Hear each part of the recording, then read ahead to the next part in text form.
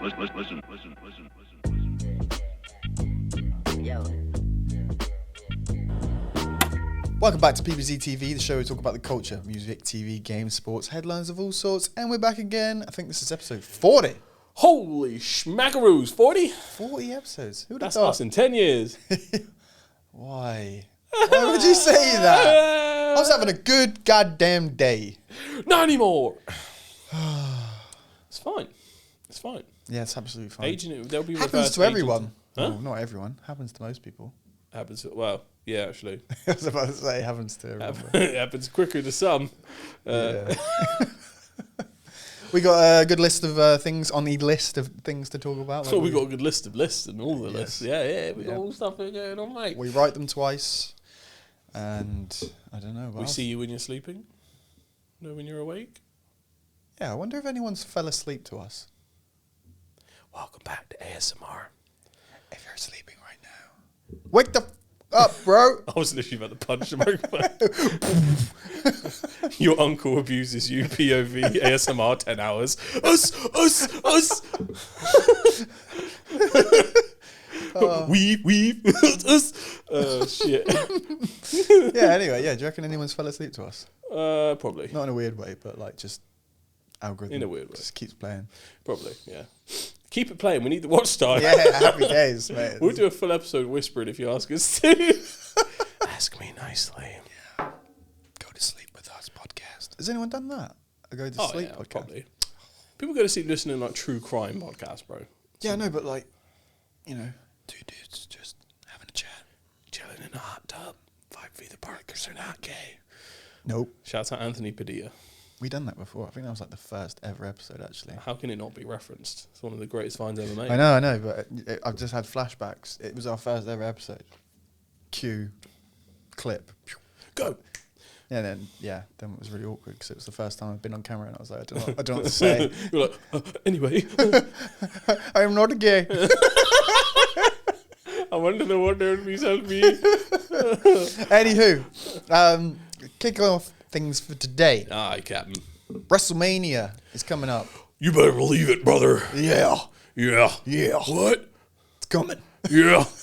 What? What? Oh my God, I can't do the voice. Yeah, it's coming up. WrestleMania 42. 42. Yeah, it's We're the nearly universe. catching up WrestleMania podcast-wise, eh? Yeah, we need to bring in a special guest.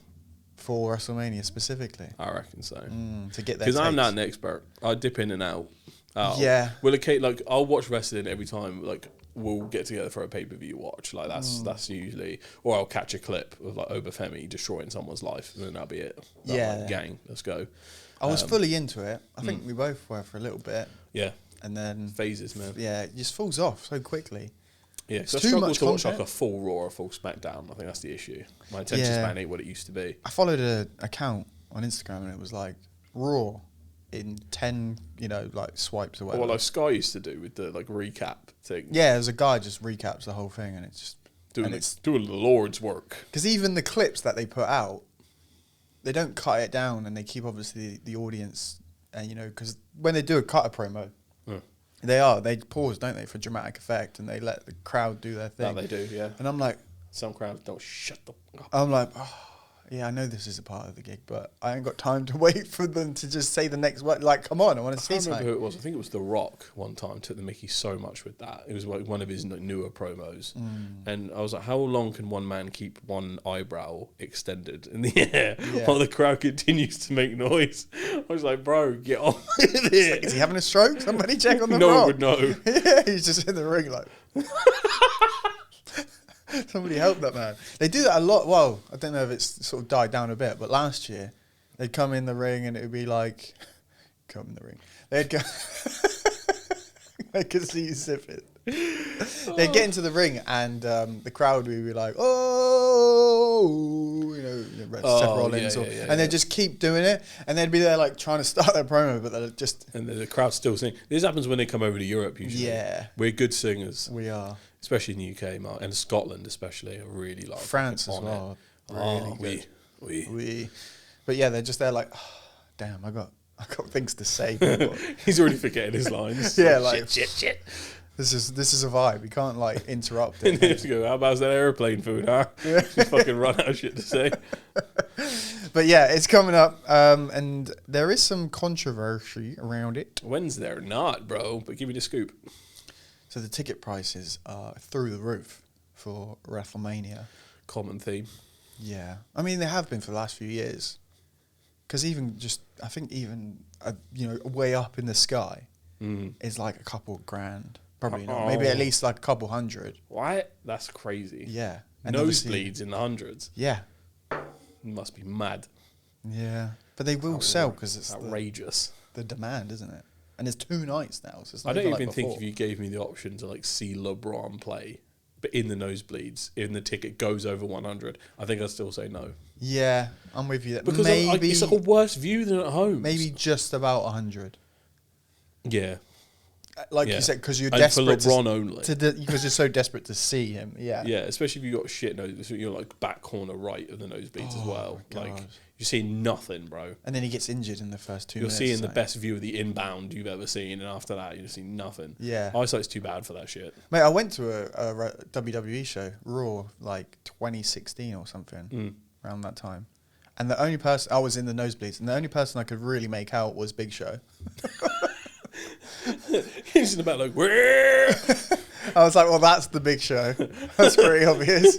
He is the biggest man at the show. Yeah, but everyone else was like, I think Jericho Bring your wrestling binoculars. Like, yeah.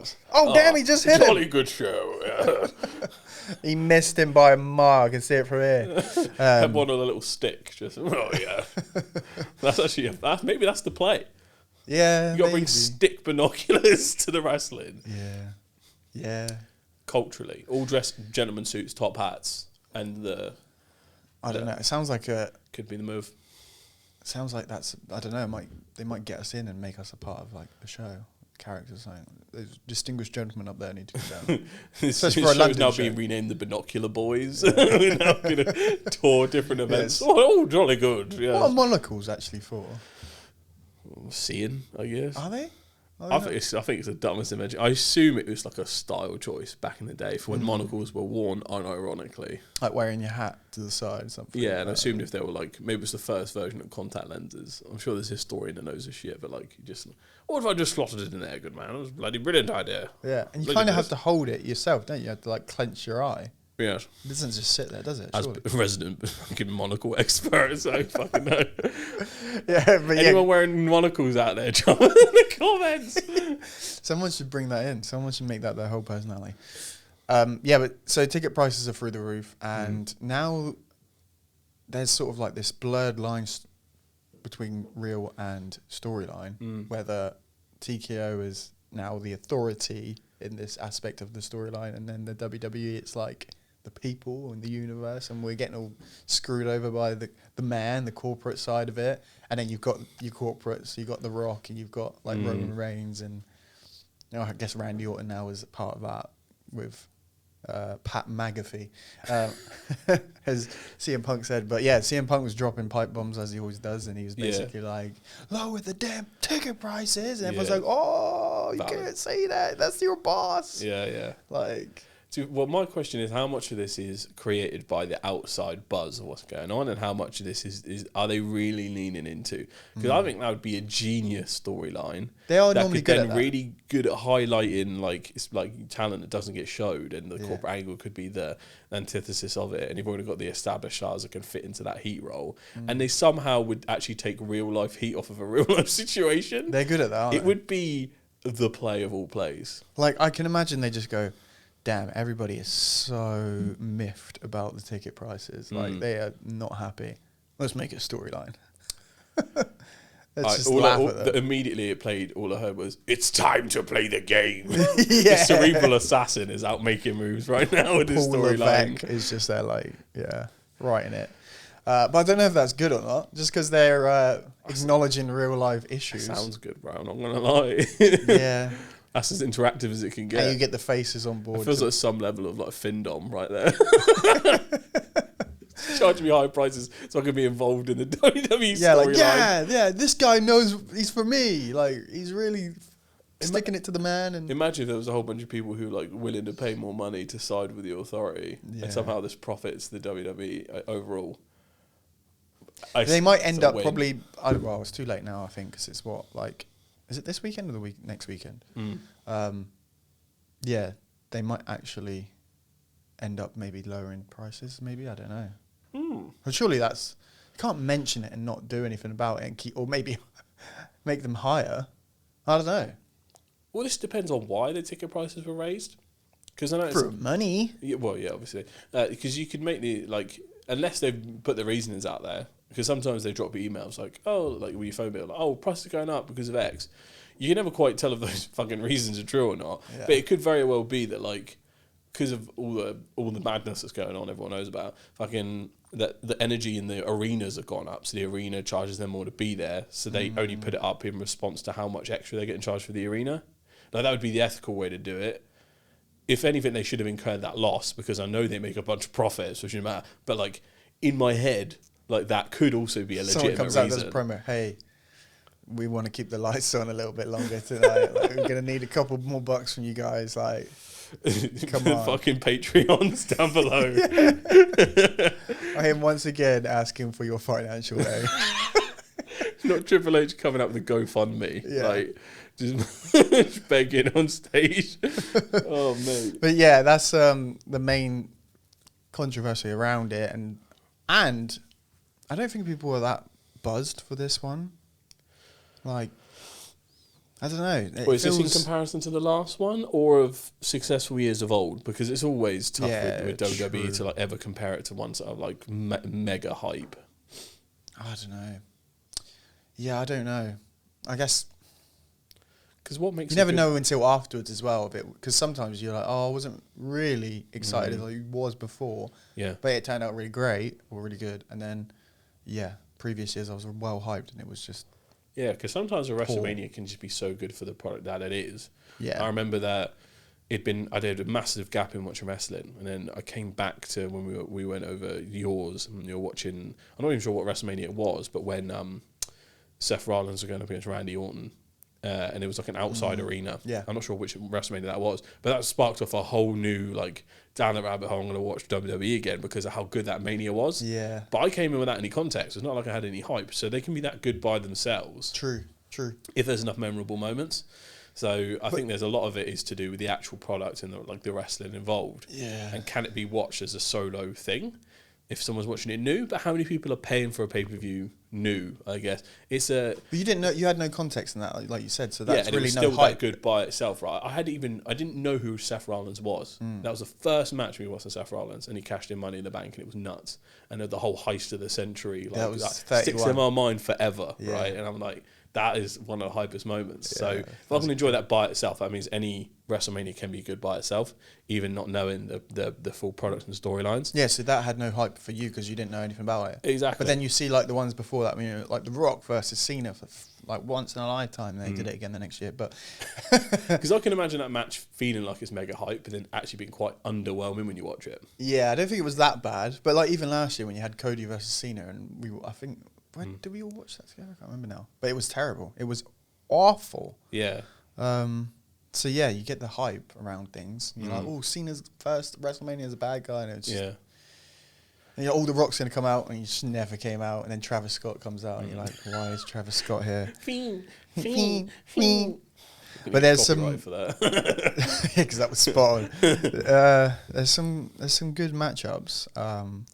Maybe give me the rundown. What's the card? We won't go through the whole thing because, like you said, you're a bit in and out. So you're like, who the hell's that? Jiggity Boo going up against Waterman thing. One of the main ones I think we're both really excited to watch, if we are going to watch any of them, is Obafemi versus Brock Lesnar. The ruler. Yeah. I get clips of him all the time on TikTok, man. He's a monster. He is a monster. And he needs to be the new one. He needs to go over, right? Yeah, Brock is pushing 50. Right, he's 48. He's 48. We looked this up beforehand. So, I love Brock. He's been the monster for many years, but the old guard's got to die. He's got to be put down. Yeah, he's got to be put over. A new monster must be born, and Obafemi fits the bill perfectly. Because if he if he beats him, maybe if it's or maybe they can have a rivalry that takes a little while, but he has to win his first one at least. Or if it's he pushes him to the very it's like bang, bang, bang, like a Rocky. No, I want it to be extreme diff as a fight. And he just loses, and it's like I could nearly just, and then he maybe ends Brock afterwards, like you said, a bit. Maybe, but I'm scared it will kill Obafemi's hype. I think he he loses should just the go first in time. and destroy him. Yeah, yeah. Like, Because I don't want to see him turn into another great Khali. Well, that's different though, because he's literally 7'3" and moved like a cardboard box. Like, there's only so much he could have done. Yeah, but obviously, you know. But there's just a track record of monsters. You know, once you make them vulnerable even a little bit, they're not as intimidating anymore. Like Braun Strowman was like, Braun Strowman. I mean, think of Braun Strowman is probably an even better version, right? I think he's much bigger. Is he bigger than Obafemi? I think. Yeah, I think he's taller. And what's he doing now? He got released twice by WWE. It's not even people aren't even taking him seriously. I'm not sure if he got injured at all or anything, but like the freaking monster that he was beforehand. Like I'm kind of old school. I still love it when there's like monsters in the WWE or like really athletic or crazy people that dive through tables. Like there's memorable moments for me that will just stick out. So they need to get that right. Yeah, I'm scared they'll waste another one. Yeah, because this he's 27 as well. Because we looked up like how old is he, and he looks quite old, but he's younger than us, which is so mind blowing. Yeah, it was a bit depressing, but how is he? How is he 2-3 years younger than me? Yeah. What the fuck? Chat, do I look that old? Help. Don't answer that question, chat. Please do in the comment. So, yeah, what we're saying, he's got a completely destroyed Brock, right? Yeah, I want him to have some difficulties, or that... We don't want like a Goldberg situation where he just the only reason that Brock should beat him, I think Brock should come in... This is one way it could go. Brock comes in too cocky, right? He's trying to do what he usually does. I think he's just going to suplex City him into oblivion. But let's say he does like a whole round of suplex cities and throws him around like 4 or 5 times. And I just want Oba to like get up and no diff it, right? So Brock starts to freak out. All his usual tools aren't working, right? So he starts getting underhanded, right? Tries to pull out the fucking Hulk Hogan finger. And then he just decided so he has to use an underhanded tactic like a sledgehammer or something like that to actually win the fight. And he's still claiming that he did. But everyone know he cheated. That's probably the only way. And that should hopefully still maintain Obafemi's like monstrous status. Yeah, like if he was going to put him Brock over. Lesnar had to cheat. But what it shows is that Brock's not invincible anymore, and that if he went in a fair one-on-one, he wouldn't have beat him. That's the kind of vibe I want. And we'll see, because I'm not sure what Obafemi's wider character is in the story. Is he like a heel or hero yet? Is he just?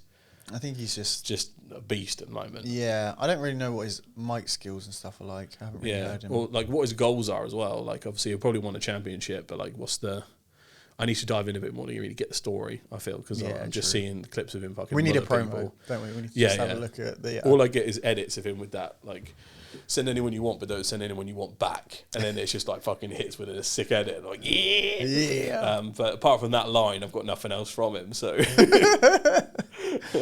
Yeah. No. Yeah, I'm like you as well. I think we just need to dive a little bit deeper on Obafemi.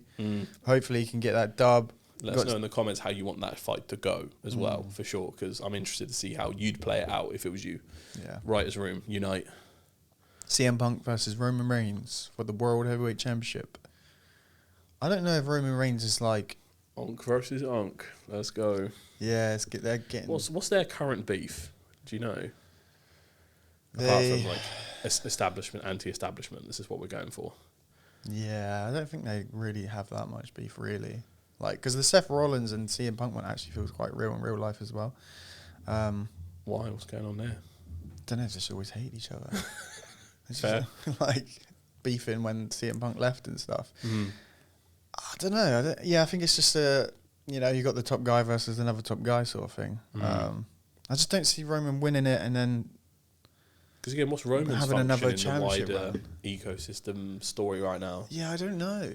Because he was on top for so long. Yeah, like the tribal 4 or 5 chief years. ages, and now he's what is he, part-time tribal chief? Or Yeah, what's going exactly. on? I think he just fractional. I think he just comes back here and there and LinkedIn bio, fractional tribal chief. Unless they use this as another like last run for him at the top. Do you know what I mean? But he's got to end up fighting The Rock like one of these WrestleManias because Oh, to try and become the proper head of the family. quote unquote. It's got to be done. I thought they would have done that already. They tried to, didn't they? They were going to, but they just couldn't get The Rock's time, I presume. no. I think the fans called it and they hated it, and then they had to change it, and then they made like them team up and then beat and have the Cody Rhodes. I thought a lot of people didn't like The Rock anymore. Yeah, I think that's why, because it was like.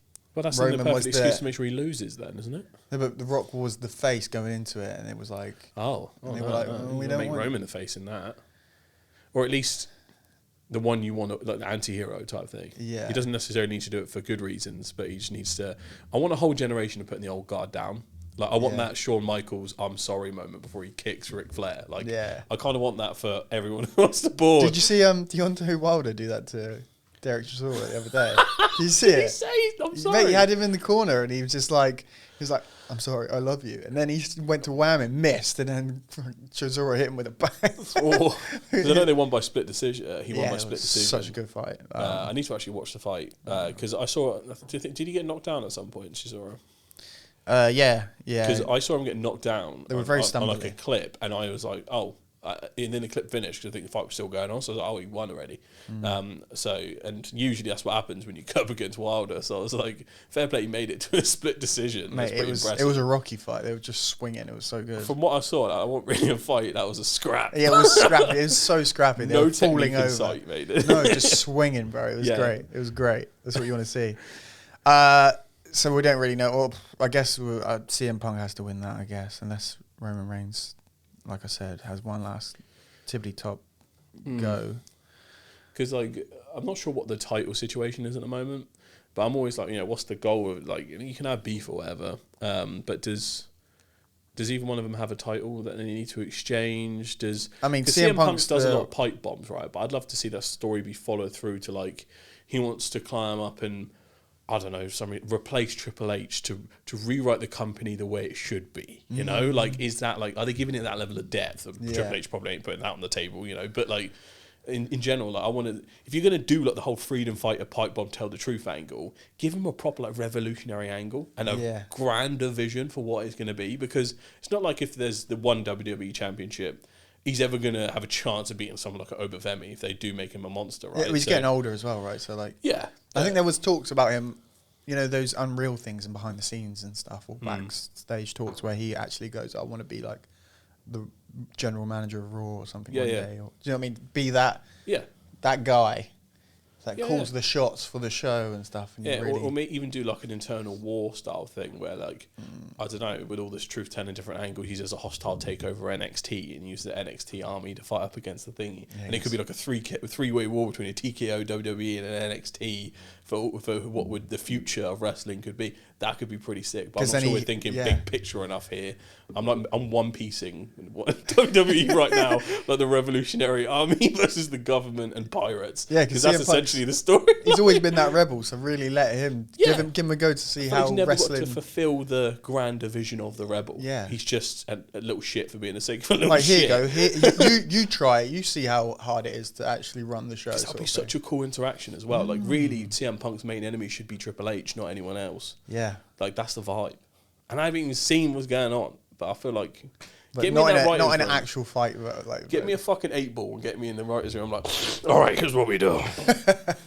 On it, mate. Everybody does that though. They're like, I swear to God, if I worked in the writers' room in WWE, I'd be so much better than they are. But I've always said if they ever offered me like Hollywood, like, you can just come up with movie ideas, executive producer, I'll be on that so quick. Do you think it is though, like, if you're in the room and you're all like, we're all just sat around the table with the writers, go, oh, that's such a good idea. Yeah, we should do that. What do you, Mr. Triple H, do you agree? No, we're doing this.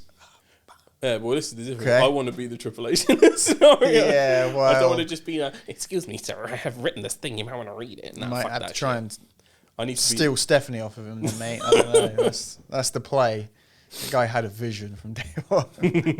We got Seth Rollins versus Gunther. Oh, yeah. I don't know the story absolutely behind it. There's no championship on the line, but...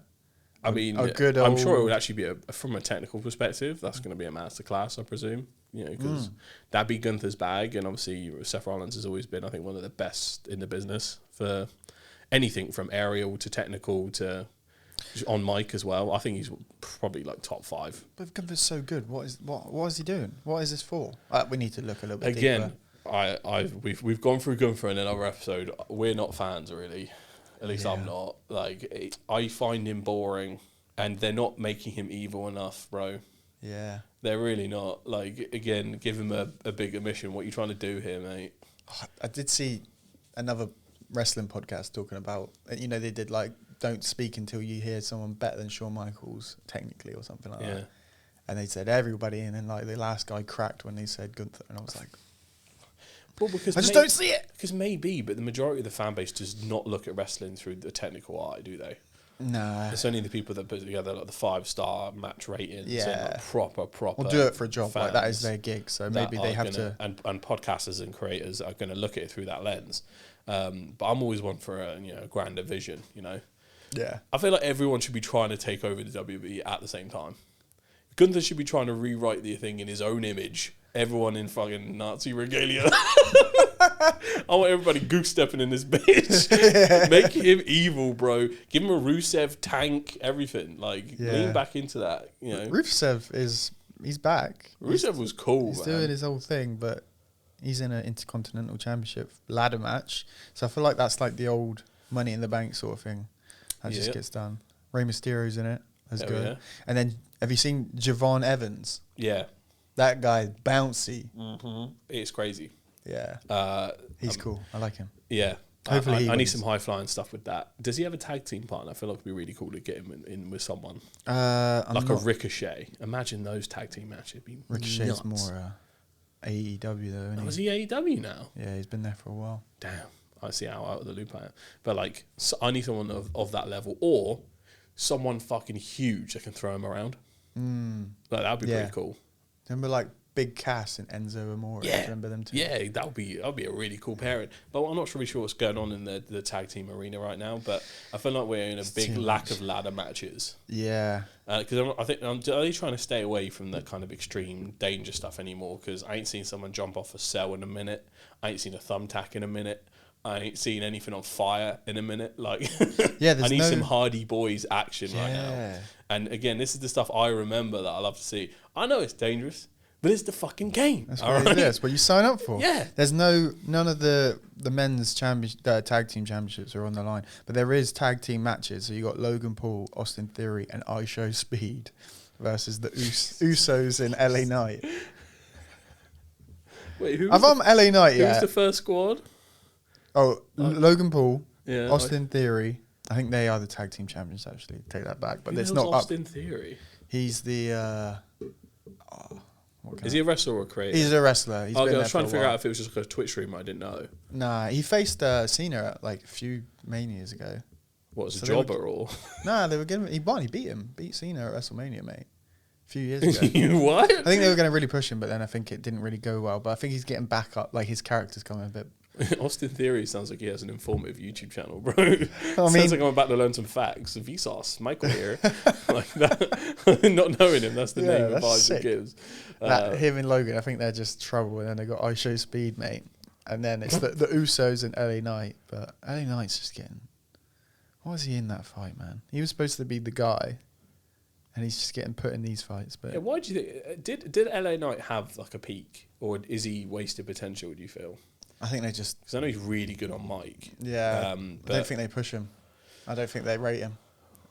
I've seen it in that Unreal as well, where he just makes like a bit of a mistake, and then they're like grilling him backstage. Like, yeah. So it's like... He reminds me a little bit of... is it the MJ something guy who's in AEW? Who's like a really good talker as well. Yeah, I know you're on about. Like... I feel like, do you reckon LA Knight needs to go to somewhere like an AEW to be more appreciated? Well, he was an indie guy before, and now he's come in. So I wouldn't class AEW as indie anymore. No. I know what you mean, yeah. He could go there and be this. Yeah. He's quite old as well. Yeah. And then you got Cody Rhodes versus Randy Orton for the WWE Championship. I mean, I'm rooting for Randy in any scenario, to be honest. Yeah. Randy March! Oh, chair! With Pat McAfee as his manager. And I think that's all a thing that everyone hates as well at the minute. So. They're not going to make Randy put on a red hat, are they? I don't know. I mean, that's why I was like, why heat right now, bro. Why are they doing that? Why? He doesn't need a manager. I mean, maybe that'll be I mean, you know what's going to happen, though? Randy will turn on everyone. That's what I love about him. Yeah. Pat's just going to piss him off one day. He's just going to go... just fucking get him from behind. But that probably happened during WrestleMania. And he'll just be like... fucking love it when he honks out like that, bro. When he starts listening to the voices, that's the best Randy ever. He needs another championship run, doesn't he? Just I need him to do something crazy. They need to make him the guy again. Do you know what I mean? Because he's been... Yeah, or just make him do things that, you know, let's say that the current wrestlers aren't doing, like, make it more underhanded, more dastardly, like, because that was his shit back in the day. Yeah. Or then maybe make him the legend killer again, and he goes round, like, I don't know, he interrupts the match between Brock and Obafemi and decides to, like, RKO Brock for no reason. Because he wanted to claim the glory, like have some kind of storyline of him wanting to claim glory from people. That's what like Gunther's going down though. He's trying to end careers and stuff, but there's only so many careers you can end without there being no one left. He just goes to visit Ric Flair at his house. Just do another out of home. When he used to visit people's houses, bro. There's some more of that in there. When Triple H turned up at your house with a crowbar, or you get fucking caught in a supermarket or a hospital bed. Yeah. Like that. Maybe just get sent. I'll take it from here, nurse. Yeah. Just get him out of field trips. Like, maybe that's what you should do. There's the heat. Get Randy to visit Vince. Yeah. Brings him back. Yeah. The voices told me to bring you back. Oh my God. He needs to come back. That's what he needs to do. Nuts. You have a story to tell. Oh, yeah. I do. It's not my story to tell, actually. It was a really good creator on TikTok who genuinely blew my mind at like 1 a.m. last night. Okay. You're not taking the credit then? I'm not taking the credit, no. The Wandering Beard 2.0, a.k.a. Andrew on TikTok, it told a story that I was like, what on earth? So the way he tells it, and make sure we give him full credit, check out his TikTok, is he was doing some kind of underwater deep sea diving off the coast. I think it was Washington or something. Right, but he's doing night diving. This guy's a pro. But he said in that particular patch of water, visibility is, you can't even see your hand, like if you hold it out in front of you. So all he can see in this pitch black, and I don't even know how someone would dive in these scenarios or not freak the fuck out. At basically. night? Yeah, he's doing some night diving. But he's got this little instrument cluster thing he's holding where he can see a glow-in-the-dark like compass and a depth gauge. And he's just kind of going through and trying to get to whatever he's going off. He's jumped off of this boat and he's going somewhere. And he's swimming along. And he's just like, all you can do is just lock in on this and just hope not to die. I don't know how he's not. I'm having a panic attack just thinking about it, right? And then the way he describes it, essentially out of nowhere, he just gets absolutely fucking nailed in the head by something huge. Like, just massive, right? It hits him at fucking full pelt. To the point where it knocks off his breathing gear. Oh. And in the middle of the night, obviously, he's a pro diver, so somehow he's not panicked. And he's managed to put, I assume, his mask and his breathing gear back on. How deep is he right now? I don't know. He's not... I think he's deep enough to a point where he wouldn't just be able to go up quickly. Yeah. He would get the bends, right? So he's having to put some stuff on and recollect himself. But he does manage to do it. But obviously, with no visibility, he has no idea what's hit him. And this is America. So he didn't drop his, like, somehow not. Thing. Guy's a unit, mate. He's a trained pro. And this is pitch black. He puts his stuff back on and collects himself. But apparently, as he was swimming for this, he then just reveals, I was expecting that. And I was like, what? What are you talking about? He's like, I knew it was coming, I just didn't know when. And he's like, I knew what it was. I was like, what? How do you can't see it? And what he ends up revealing is that he essentially works with the US Navy. And the US Navy, at all times, in this nuclear submarine base, which is apparently what he's swimming towards, has 3 trained animals at all times guarding the base from underneath. One Navy sea lion and 2 dolphins. Or it's the other way around, right? Perfectly trained by the military to constantly be scouting underneath to protect their nuclear submarines in case, like, Russian agents or something or anyone else is trying to deep dive to get in there and learn secrets. So he was down there as an animal trainer to test whether the training that they gave the dolphins was accurate and it's actually finding people. So he was, like, inspecting their work, essentially. And what he then goes on to tell that how he's involved in the training program, and how the military has been doing this like since the 60s, and how in active war zones right now, like they're in the Middle East, for instance, they'll go out open sea with real dolphins and sea lions to get them to find like sea mines and shit. And like, so the old Dr. Evil joke of like sharks with lasers on their heads is genuinely a thing, because he shows like a picture of it, and they've got all this like equipment like strapped to them to like show the actual fucking military personnel. And obviously you guys won't be able to see it, but maybe we can include it in the video. Yeah. And like genuinely off the coast of warships, they're just cruising with them, like when they go out to check for stuff, right? So I can assume like, for all we know, Strait of Hormuz right now, military dolphins and sea lions are out there trying to find mines. And I was just like, what on earth possessed? What happens when they find them? Do they blow up themselves? I assume they make sure they're not to go.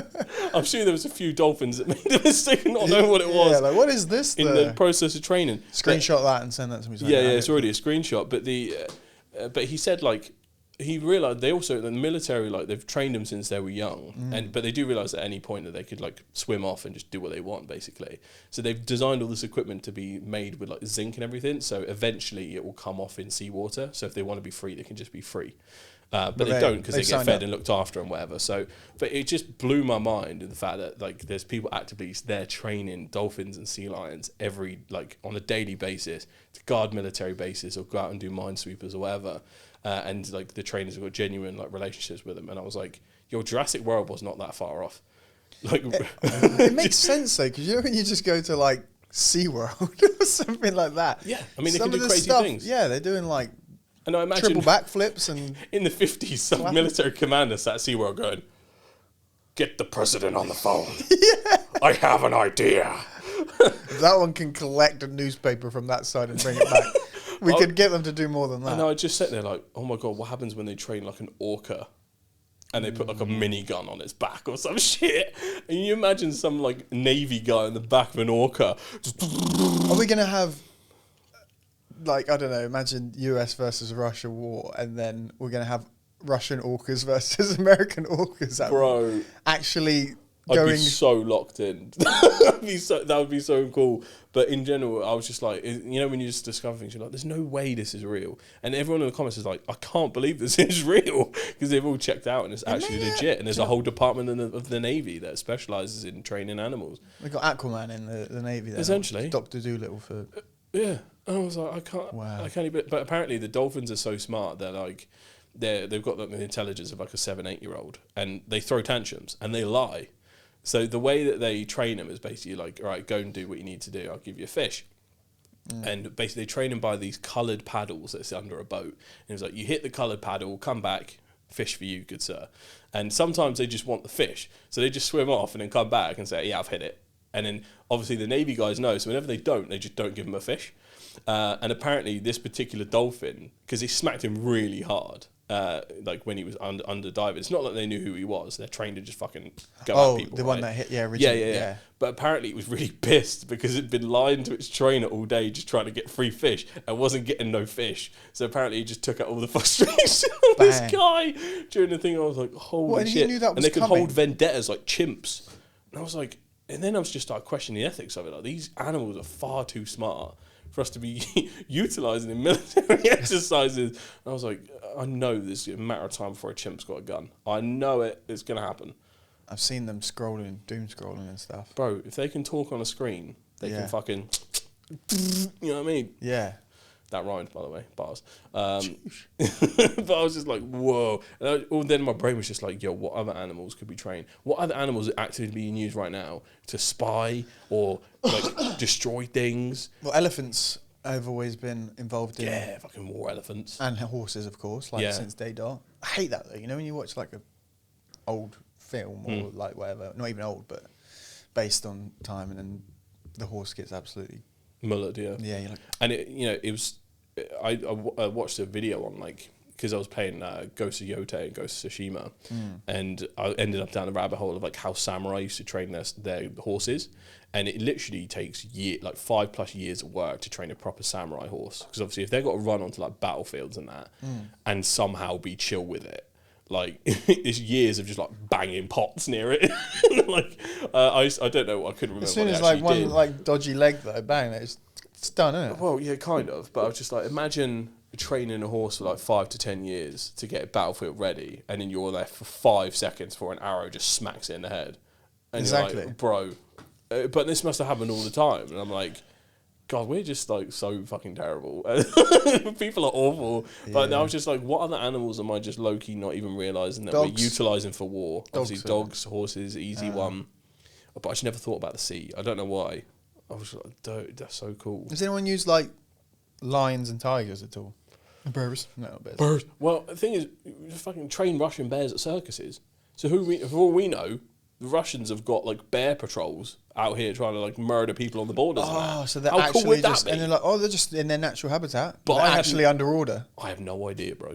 And how long does it take for us to develop a neurochip that works with animals the same way it works with humans? And we can just remote control freaking polar bears.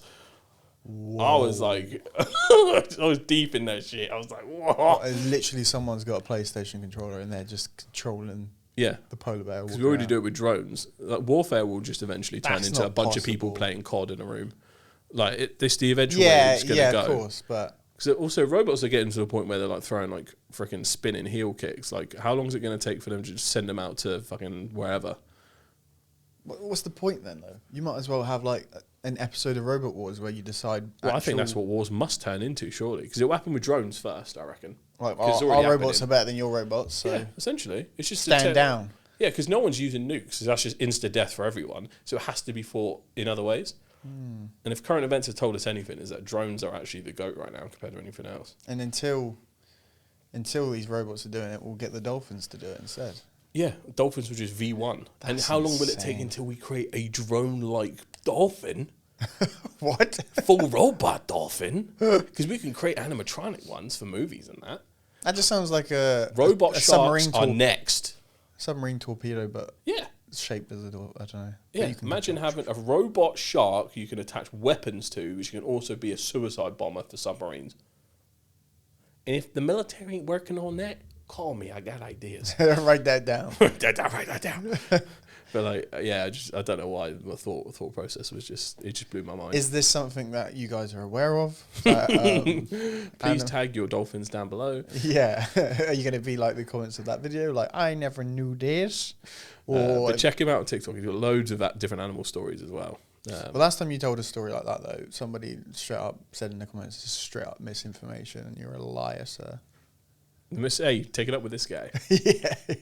I don't remember what story that was.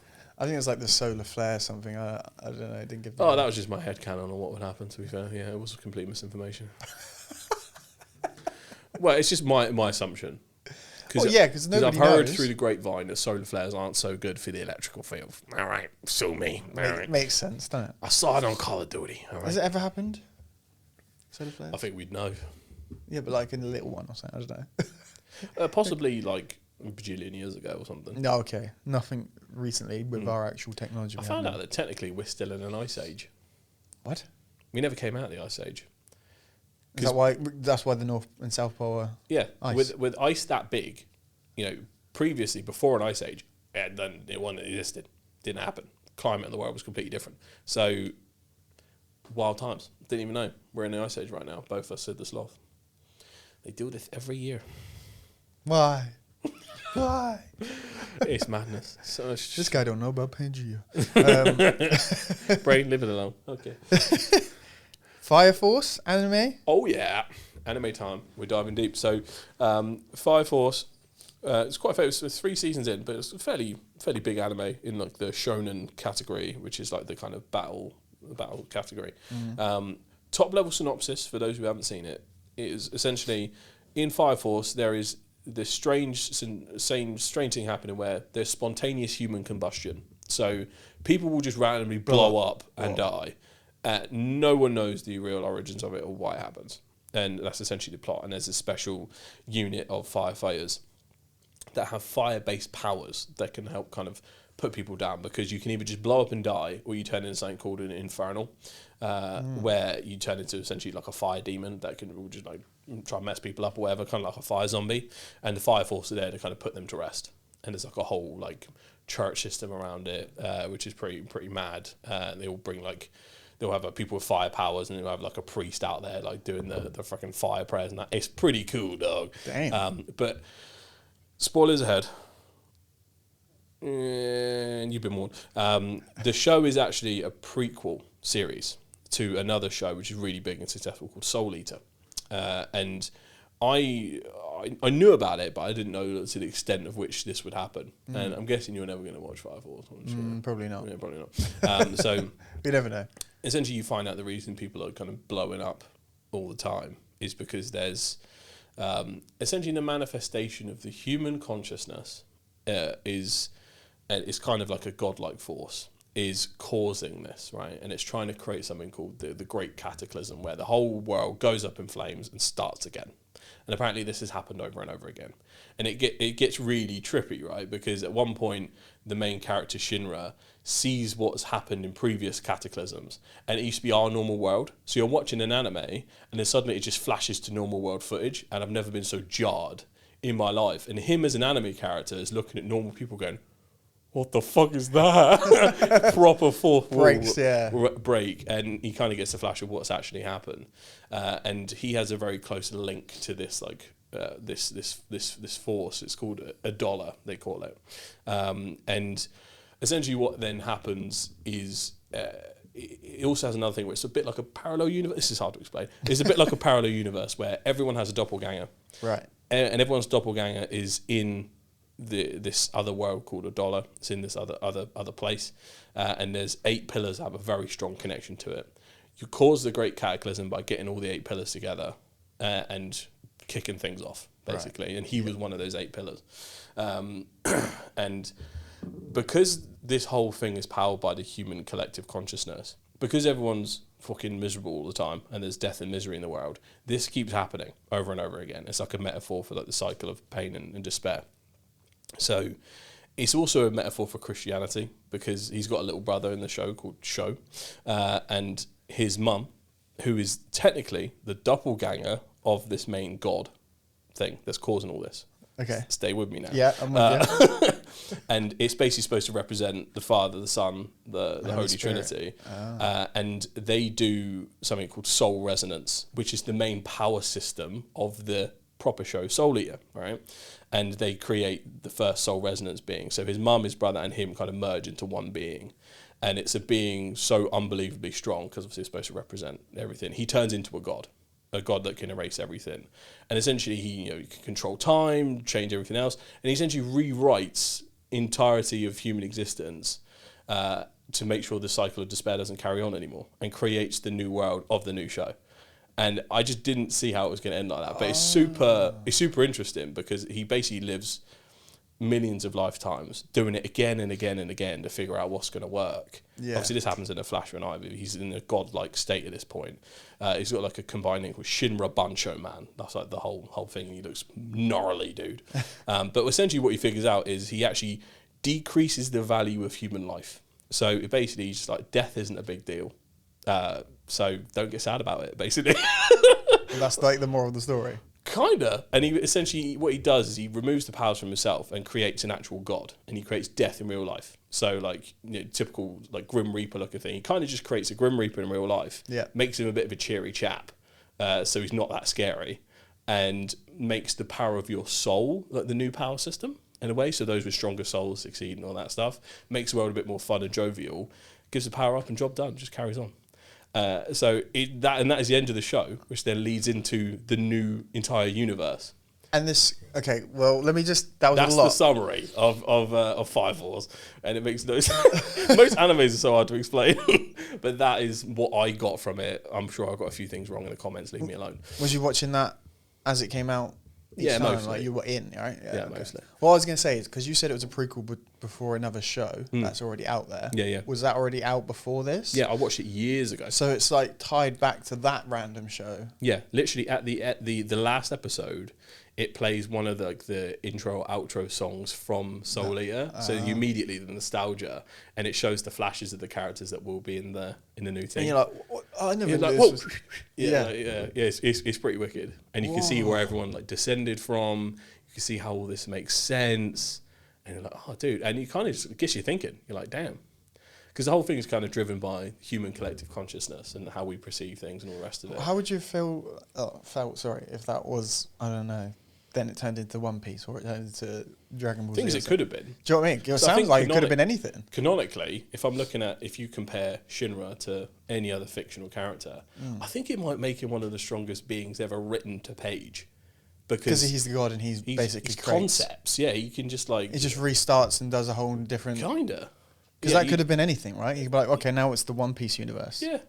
Yeah, kind of. Let's see how we get on like this. Yeah, you could give him a few superpowers. Make haki and devil fruits and all that stuff. Like, yeah, genuinely. But that was what's so interesting about it, because at first it starts as more of like a mystery action show. Yeah. Where people with fire powers are trying to figure out why people are blowing up, and they're firefighters. You spend most of the time in the firefighter unit, and it just expands. So you get to this like literally reality bending ending. You're like, I never would have thought we got here.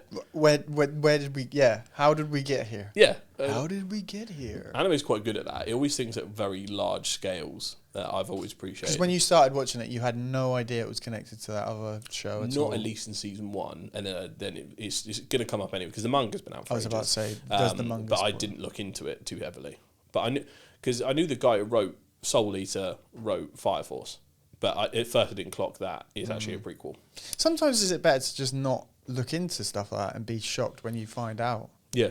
In the moment during the show, or yeah, I just didn't expect them to get so bombastic. I just presumed that like they defeat the big villain in the end, and then 100, 500 years pass, and then Soul Eater starts just because the world's changed and whatever. And I thought, but I didn't think the main character of the show would end up rewriting the universe and reality itself to create a better world.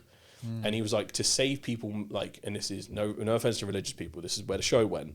He went, to save people making up different gods and go, my god's better than yours, he'd create the real one so there's no doubt. He is the real one. Yeah, and it's Lord Death. So because death is God, death itself isn't a bad thing anymore. It's like a good thing. It's like having him constantly present. All you have to do is like go to a window and type 42, 42, 564 whenever you want to knock on death's door, and it just opens up a portal to him, and you can say hello. And he's got a funny little voice, and he goes, hello. Does he kill you there and then? Or he's just a chill guy, bro. 42. What's the 42 I don't symbolize? Know. I assume that's what they say if you translate it to something or another. The meaning of life is 42 or something like that, isn't it? Well, that's from the Hitchhiker's Guide to the Galaxy. 42. What does that actually mean as well, by the way? Like 5, 6, 4. I'm pretty sure it's the phone number used to contact Lord Death in the anime. I love how there's actual anime. Yeah, so just a direct line. So if you go to a mirror or a window, you can just be like, all right, mate, what's going on? Try it at home tonight, guys, and see if you can see Death.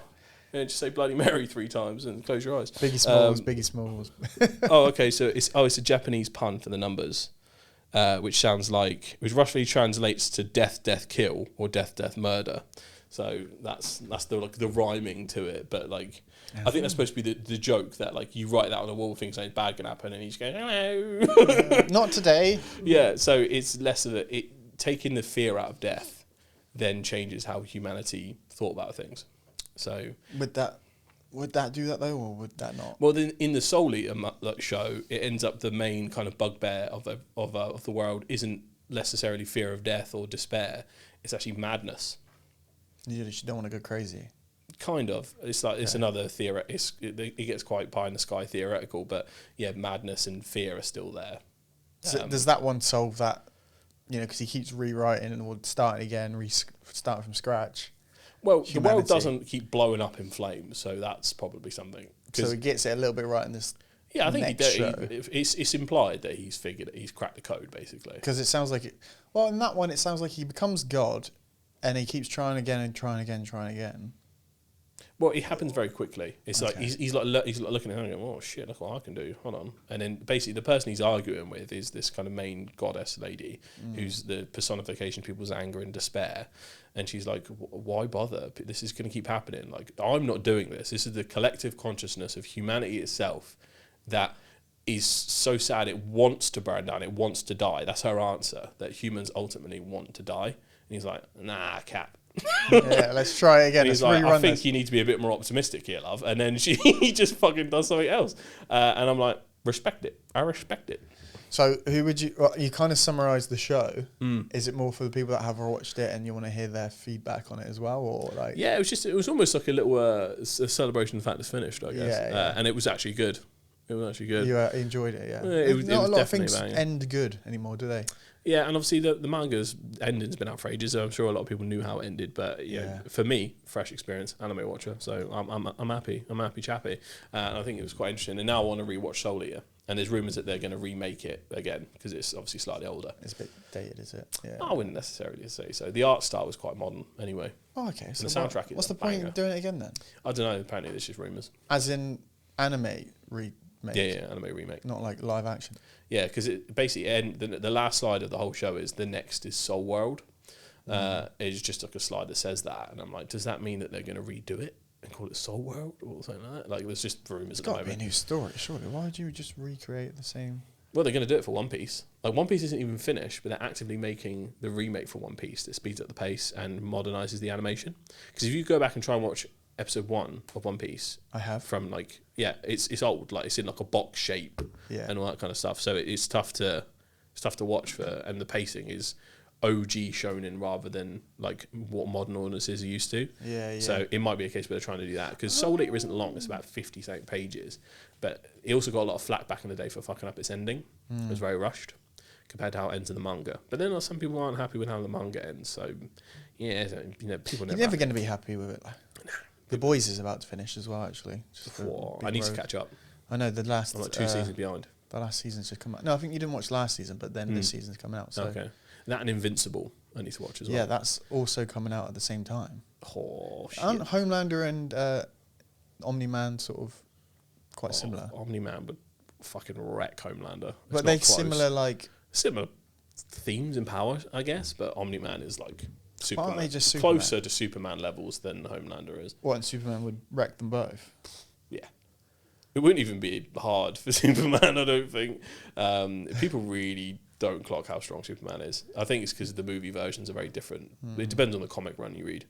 People don't give Superman his flowers, man. He's the guy, right? He is the guy. He's that guy, bro. I saw something the other day that like Superman doesn't have a no kill rule. He just doesn't like it. Remember that when you try and piss him off. Yeah. I saw a clip of it. It was from one of the animated ones, and I think it was an alternative timeline. But there's one where he catches a villain, and then he just hears the police officer like, "Damn, he fucking killed like a 4-year-old girl before you caught him, man. That's horrible." And he went, "What?" And he was just like, "Hold on, let me just go grab him real quick." Just picks him up and goes, "Bye," and just drops him into a car, and he dies. And I'm like, shit, that's Supes, man. I think that was an alternate one because he just doesn't kill often. Usually, as soon as Superman kills, it's like a apocalypse level event, and you get the Injustice timeline and that kind of thing, which is a really cool angle. But evil Superman is done too much. I don't think good Superman has done enough. In a good, where he's the guy. Yeah, I think it's always the kryptonite, isn't it? It's just always bringing him down. Yeah, I've said it before. I think people write themselves into a corner because of how strong Superman is. So if he's doing like the Justice League, this happened all the time, where you have to, because it'd be so obvious that Superman could pretty much end any confrontation immediately, they have to write him out some way, usually with magic or like he just pretends like it's hard for a fight or something when you could just speed blitz. They should make it where he just absolutely is just what he is. Well, they kind of did that with Man of Steel. Okay. But you have to think as well, like real Superman, like if you actually, the thing I hate about Man of Steel is, or any of those Superman movies with Cavill in it, just count the civilian buildings he blows up. He kills thousands of people. Real Superman don't do that. Like the newer Superman movies where he's like catching debris and saving all the dogs and the cats and that's what Superman does. So he's always very controlling of himself. Do you see that clip I put in this chat the other day? And it was basically Andrew Garfield's Spider-Man. Oh, yeah. And he basically just lets loads of people die. Yeah, because he's trying to be funny and cool. I told you, I like Andrew Garfield as an actor. I think those movies have cool scenes. Yeah. But I don't rate them as Spider-Man movies. Like that's really bad. How did they not? And he was always too cool and handsome to be Spider-Man. Yeah, Peter needs to be a little bit of a loser. That's just how it works. Yeah, but even in that scene, so many people die because of him as well. Not even because he could have just ended he's just quipping while people are like getting and in the car. Literally in the same screenshot of the scene or the clip, he's swinging in the background while people are getting absolutely mowed down by the truck that he doesn't stop or actually swerves into people himself. Yeah, and the thing is, at least like, because sometimes it happens in the PlayStation games where he tries his hardest to save people, but sometimes shit just be happening, right? Yeah, you can't. But you hear it in his voice, he'll say, but he's like, fuck, I've got to end this quickly, or something like that. Andrew's just like, nice one, dickhead, and he's just swinging around. It's like, bro, you just let 10 people die on your account right there. Oh, man. It's crazy. But overanalyzing any scene does my nut in. I remember, true. I think is it the Adventure podcast where there's really good crash outs from the guys that argue between the two of them. Yeah, you showed me him a couple times. Yeah. And it was one of their clips, and shout out to those guys, where they talked about the Star Wars scene between Rey and Kylo when they're fighting in the Red Room. I thought that scene was badass when I first watched it. Is that in the last one? So when they spoilers 3, 2, when they kill Snoke, and then what? All That's of those not the like last one, is it? I don't know. It might be the first or second That's one. the Last Jedi. Yeah, but when they one, kill Snoke and then they have to fight all the guards, right? Yeah. At first, it's a really badass action scene, but then the guy pointed out, like, if you actually look at it, it makes no fucking sense in terms of how it works. So I was like, once that's been shown to you, you can't unsee it. But if you never looked at it, you would never know. You know what I mean? Yeah, it's like if you watch the Obi-Wan series back, and he's, especially when like these bounty hunters are trying to catch Leo, who's like an 8-year-old kid running through the woods, and they're like, whoop, just missing her and stuff. But they're really, really, like, they're not playing around. They really want to get her, but they just can't. And then the stormtroopers and stuff. Oh, it just annoys me, man. Like, why are they that stupid? Yeah, I think Star Wars really fucks itself over sometimes. But again, it's not for an older audience who's overanalyzing the logistics of kidnapping. Oh, it is though. Think about your audience, bro. Think about the people online that will actually be diving deep into this nowadays. So the thing is, they're not. All they're thinking is about merch sales and plushie sales. Like, no one's going to look into that, are they? They exactly. Will. They will. Yeah. But no one's saying that. They're like, it's fine. We shot it now. Try and see if you can do something with some different angles and make it look choppy. Money talks. One last question before we end. Ooh. Do you reckon you could beat up 10-year-old Shaq? Yeah, because, this is the reason we're talking about this is the rumour that he was 6'4" by 10 years old. Yeah, that's crazy. Now, I've looked this up and apparently it's true, but I haven't heard it from Shaq's mouth. So I'm not, like, and that's an AI summary that told me that. So I was 6'4" when I was 10 years old. Yeah, well, first thing, all this up in was, and it automatically filled it in. Yes, multiple reports and anecdotes suggested by Shaquille O'Neal he was exceptionally tall when he was younger. Sources stating he was approximately 6'4" by age 10, and by 16 he was 6'10". I don't think that's far-fetched. Is it? 10 years old for me is insane. I was like, I didn't even think, but physiologically, how does that make sense? Like, can you ever picture looking up at a 10-year-old? What sense is Shaq? 10-year-old Shaq, I can. Yeah, but no, we wouldn't know he's Shaq at the time. There would just be like a 6'4" man looking at you going, I'm 10. Like, yeah, my name's fucking Abraham Lincoln. Yeah. Get out of here. You're not 10 years old. My name's Shaquille. Yeah. I'm 10 years old. It'd be jokes if you had that voice since 10 years old. I'm Shaquille O'Neal. I'm 10 years old. Surely he would, though, do you reckon? What, had the voice? Yeah, would your voice be deeper if you were that tall, even if you were younger? I can't imagine he's rocking out like, hey, everybody, I'm Shaq. It was a strong possibility. Come to play with me. Yeah, I've never even thought of it, but it was just like, even Obafemi, like... He's knocking for his friends. Hello, ma'am. Hello, Timmy, come out to play. Timmy, come out to play. Get away, you pervert! Bang! Shuts the door. That must have been fucking tough for Shaq. Let me see your ID. I'm 10 years old. I promise. You probably have to like give him something to prove he was 10 all the time. Well, he's just living I hopefully assume he wasn't going out, unescorted at 10 years old. Why not? But yeah, he's 6'4". Fucking go to the store and get me some milk. No one's gonna fuck with you. You're 6'4". Give me some beer as well while you're at it. Yeah, no one's gonna ID you. Can you not have can I Google quickly Shaq 10 years old? There must be images or pictures or whatever, right? I mean, maybe. Is this a weird to do that. Google's 10-year-olds. Shaq, 10 years old. There is this picture, but from Reddit, but I can't verify if this is Shaq or just a tall kid.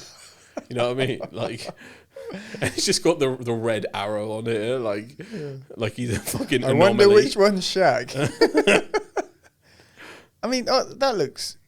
No way this kid's 10. If he's 10, he's going to be the best. He looks a bit like a 10-year-old there.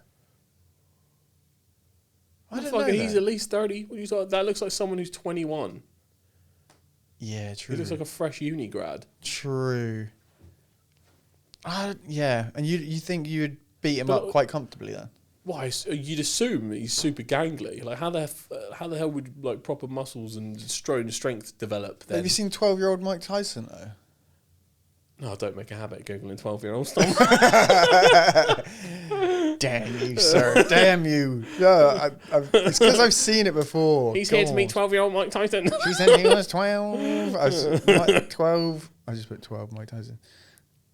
Yeah, boxing at 12 years old. He looks like Mike Tyson, mate. Like grown up out Mike Tyson, sorry. Not. And I'm pretty sure that 12-year-old would. I mean, he may kick my ass, but you know, experience counts for something. So, but like, everyone in the comments are like, why these guys talking about beating up 10-year-olds? Because it's valid internet. 10-year-old Shaq. All right, do you reckon you could beat 10-year-old Shaq and 12-year-old Mike Tyson at the same time? Jesus Christ, why do you want me to die? You know what? But I swear Mike didn't train that young though. Because even though he might have been big, he was just a normal kid until he unlocked his full Sharingan powers, bro. Well, we were saying earlier, right? Like, there was a point in my life when I was a kid that I thought if you were taller, 10 once. If you were taller than someone, you were older than them. Yeah, that was the rule. Yeah, that's usually until a certain cut-off point. Yeah, and that is quite valid, right? I mean, you've got tall 10-year-olds and small 10-year-olds and stuff, but the average height 10-year-old will be smaller than the average 11-year-old, 12-year-old, etc., and so on, right? Surely. Yeah, I mean, kinda. But yeah, it's just your perception as a kid would be like taller equals older. Yeah. And now there's taller people that are younger than us who look, I feel, older or at least the same age as us, and it's weird. Like, I think at this age, yeah, but I think, you know, I was talking to you about Lukaku at like 14, and he's just a grown man amongst literally like 5'6" kids and stuff. He knew he was going to make it from day one. Yeah, I don't know. What do they feed these kids, man? Genetics, man. Can't beat it. Can't beat it. Nature's lottery, bro. Yeah, it's nuts, but some people just born like that for real. So let me know if you would beat up 10-year-old Shaq or 12-year-old Mike Tyson in a fight.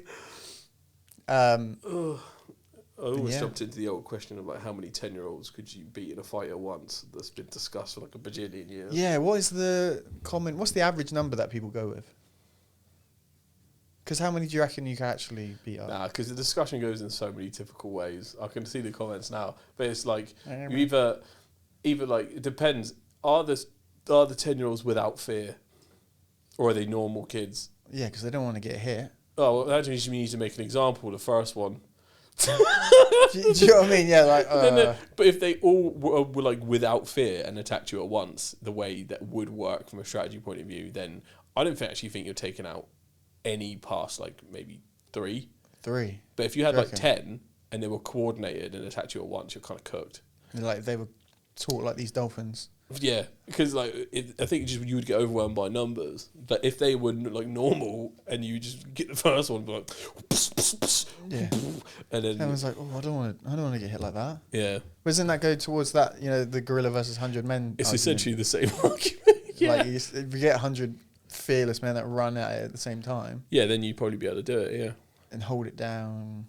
Hold it down? Could you hold it down? Yeah, 100 men could hold down a gorilla, right? Yeah, but the thing is, 100 men wouldn't be able to fit to contribute. Yeah. So you'd only be able to get, 5 to 10? Yeah. And if that... And then you'd just be there, like, in the There's probably queue. like a Laffer curve of efficiency of, like, how many people could, like, properly hold down a gorilla. Like, it might be like a crocodile where you've got, like, 3 on each arm. Unless it like was asleep and it was like in a starfish position, and then you could have like 10 people laying down on top of each other on each arm. You'd have to get it laying on its front as well, big parts, because otherwise, if let's say you got people sitting on its like arms trying to hold it like a crocodile, then it's got big ass teeth, it's just going to bite the person that's nearest to its head. And it's like, and you can't hold down its head. Yeah, you can't hold down its head because who's putting their arms near the bloody. Yeah, you've got like, I don't know, 4 people doing a headlock or something. Yeah, but this is just assuming that you're starting the fight when he's asleep. Yeah, but plus he's got fucking ambidextrous, like the feet are hands, bro. So we've got to keep that into account. He's fucking ambidextrous down there. So you really got to hold down 2 sets of hands. Ain't nobody talking about this. You got trouble from both ends. We're re-lighting the whole gorilla versus 100 men argument. Draws like an anatomical chart of a gorilla. And if we're breaking, it's all Darwin size. Like. Next episode, I think we should just whack out the whiteboard, turn the whole studio around, and just plan out how we physically beat the Professor Young special. Just like, right. The gorilla. Yeah. And we have your theory on how to beat it, and my theory how to beat it. Apus gorillas. Let's see. Yeah. So this is how you do it, okay? This is how you take down. Yeah, and the thing is weapons allowed? No. Because then I assume that humans would have been able to take down things like gorillas all the time. As in, like, 3 men and a spear could probably take a gorilla. What if you get dropped, or you'll get dropped in the jungle, Hunger Games styles, and you'll come together and you, I don't know, making spears and stuff. But from scratch. Untrained. Shit, yeah, we're fucked.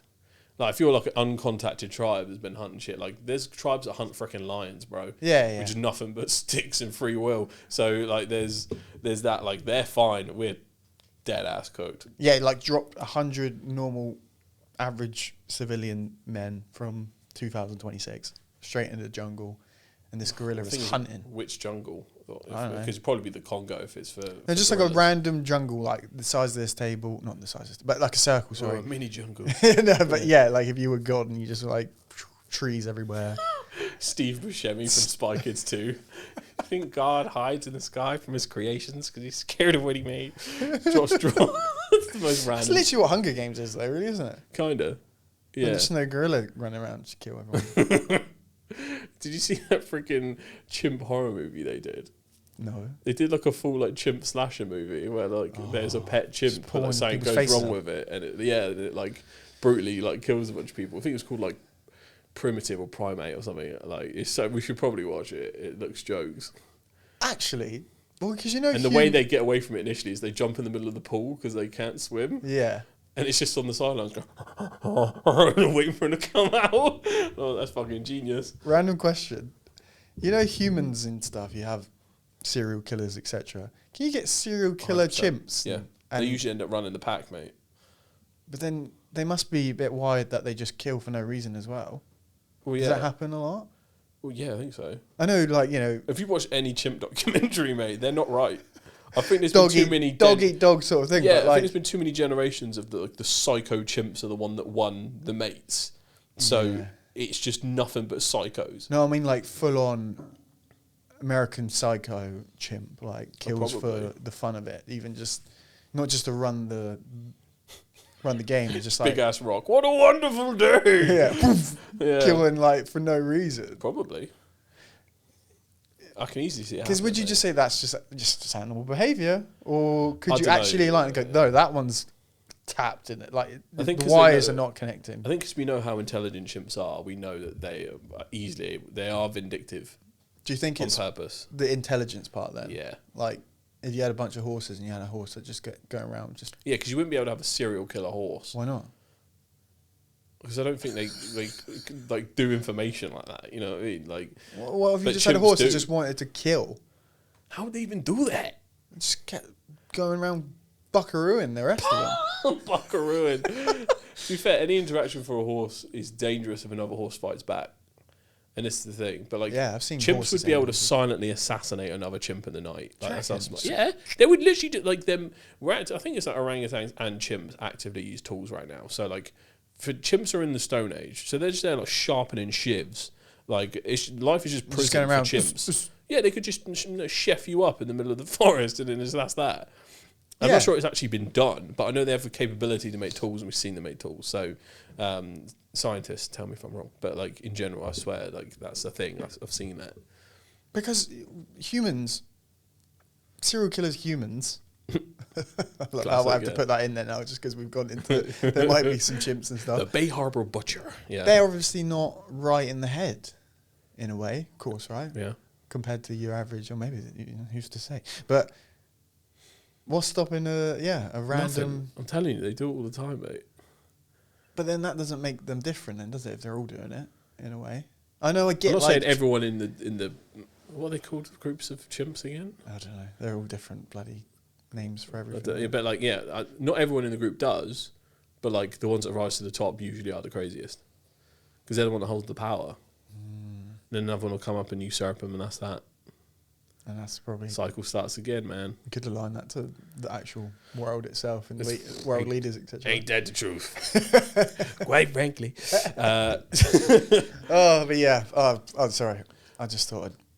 But no, Chimps scare me. And we should probably watch that movie. I'll find the name of it. But it looks jokes. It looks like a good time. Monster thriller. You'd watch a horror film? You're actually... What, with a chimp in, yeah. I tell you, I can watch any horror movie that isn't, like, supernatural. Oh, yeah, like a guy in the cabin in the woods. Couldn't give them monkeys, mate, if it was a slasher movie. It's just supernatural for me. I can't. But have you ever watched one of them, though? Because I can't imagine you've actually sat down and watched. No, I've seen clips of them, and that's enough. No, I'm on about, like, cabin in the woods ones and stuff like that. You know, just random... Oh, yeah, I think so. Like, could you watch Scream and not be scared? Yeah. And sit down and have a good time? Yeah. Pretty easy. But you must get the whole jump scare aspect of it, right? I'm sure jump scares work, but it doesn't stick in my imagination the same way. No, but you might actually sit down and enjoy the thrill of the scare. Yeah. That's what people like. Yeah, I'm sure. I can enjoy ghost a thriller. Ones. Yeah. No, not the thriller, because thrillers more like... Well, as a horror movie, sure, but it is it's thrilling. I'm guessing that's the whole vibe. Yeah. Okay, because thrillers is more like... Couldn't help it. Yeah, like Final Destination, that's more thriller. Not horror. Yeah. Gory. If anything, that's way more damaging than... Really? Yeah. Because you're like, oh my God. Well, any time there's ever been a van with like poles or anything, or scaffolding, thinking about, I'm changing lanes, brother. You think I'm taking that chance? You see them a lot, and I'm like... Even certain gym equipment, I question. Just because I've seen it. Why wouldn't you? Thought Park, mate. Common sense movie, bro. Roller coaster. Every time, just comes back to you like that, doesn't it? Every time I go on a plane. Thanks, Obama. But anywho, I think we should wrap. Indeed. Yes. If you like this video, please like and subscribe. We're now on the road to 200 subs. Thank you again for getting us to 100. Woo! We appreciate y'all. We're going to be putting out a bunch of shorts and middies, and do let us know what kind of things you want us to talk about in the next one. Until then, we'll see you later. Peace. Yo.